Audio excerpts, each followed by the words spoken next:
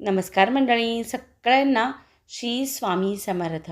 स्वामी समर्थ महाराजांच्या आशीर्वादाने सगळ्यांच्या मनोकामना पूर्ण होत आणि सगळे सुखी समाधानी आनंदी राहोत, एवढंच महाराजांच्या चरणी मागणं आहे.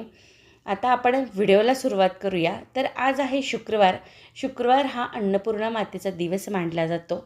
शुक्रवारी अन्नपूर्णा मातेची सेवा केली जाते.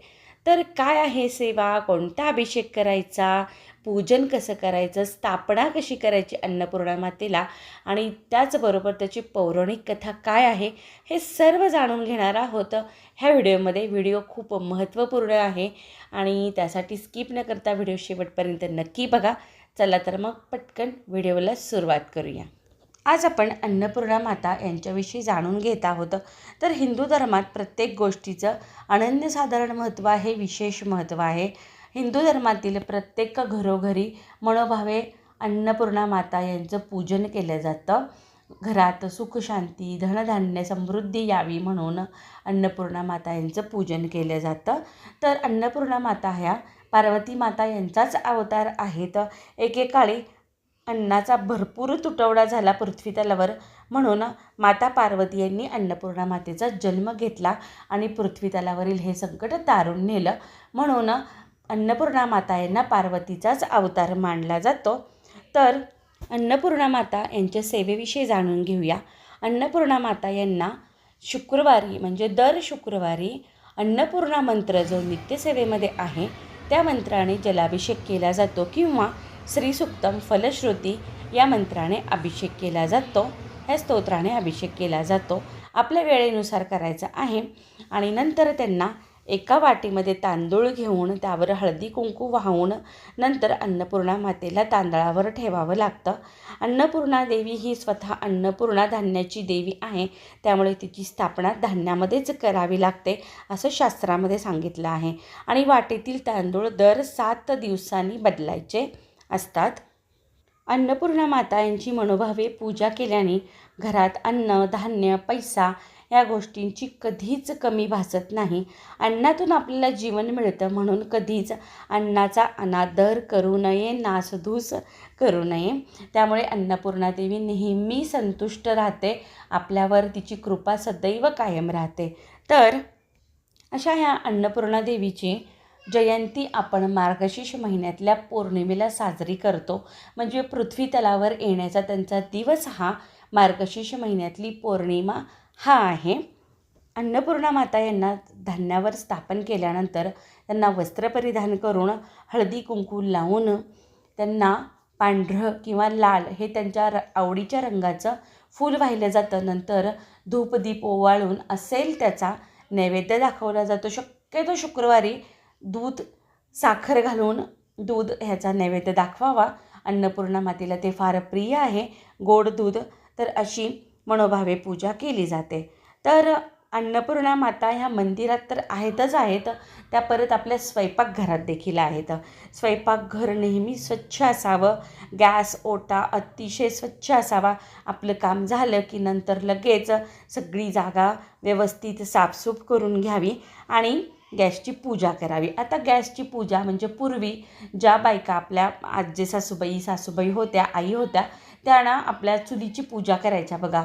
म्हणजे चुलीला की नाही चुलपोत्रा करायचे पहिलं आणि नंतर त्याला हळदी कुंकू लावून उदबत्ती ओवाळून जो आपण पहिली भाकरी थापली जायची की नाही, तर त्याचा छोटासा एक कानवला करून तो टाकला जायचा चुलीमध्ये. असा अन्नपूर्णा मातेला नैवेद्य दाखवला जायचा. तर आता चुली तर राहिलेल्या नाही आहे, तर मग आपण गॅसची पूजा करूयात. तर अशी गॅसची पूजा रोजच्या रोज एकतर सकाळी स्नान झाल्या म्हणजे पहिल्यांदा गॅस पेटवायच्या वेळेस तरी करावी किंवा सगळं आपलं काम झाल्यानंतर तरी करावी. म्हणजे दर शुक्रवारी तरी मनोभावे आपल्या घरातली आठवड्यातून एकदा गॅसचं हे पूजन करावं. गॅस ओटा छान साफसूफ करून घ्यावा. नंतर आपल्याला जर जमत असेल तर रांगोळी अवश्य काढावी.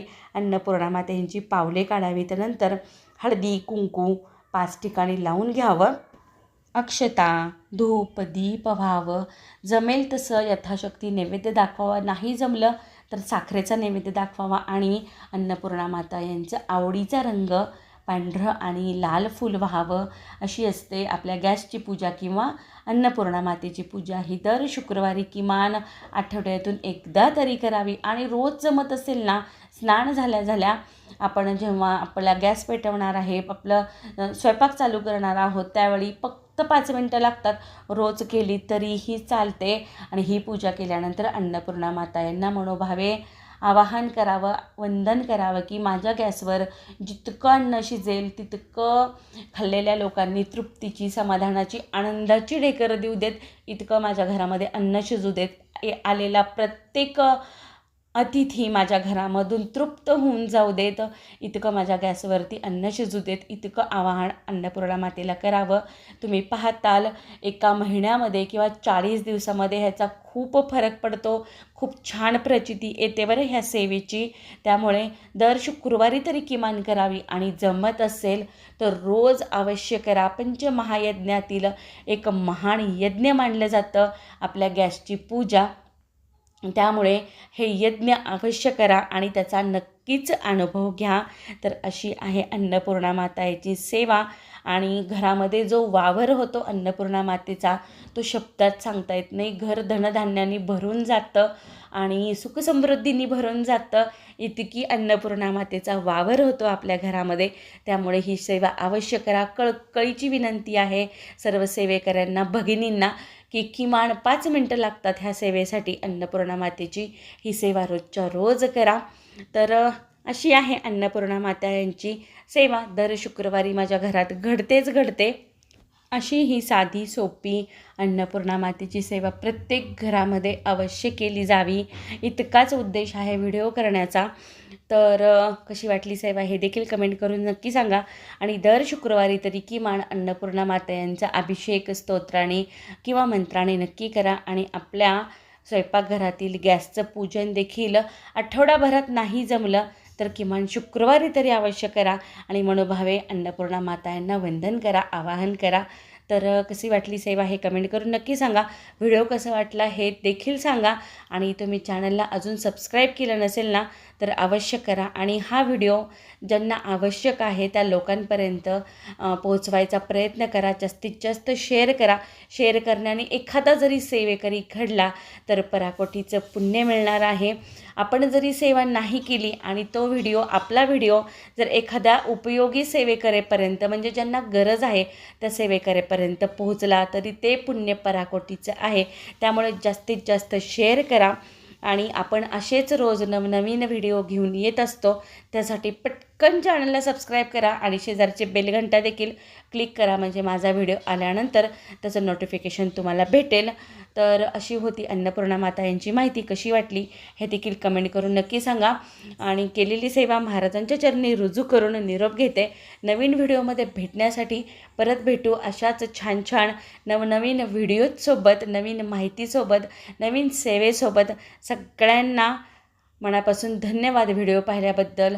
मनापासून कृतज्ञता. असंच प्रेम करा भरभरून जे तुम्ही आत्तापर्यंत सगळ्या व्हिडिओंना करत आलेला आहात. निरोप घेते सगळ्यांचा. श्री स्वामी समर्थ.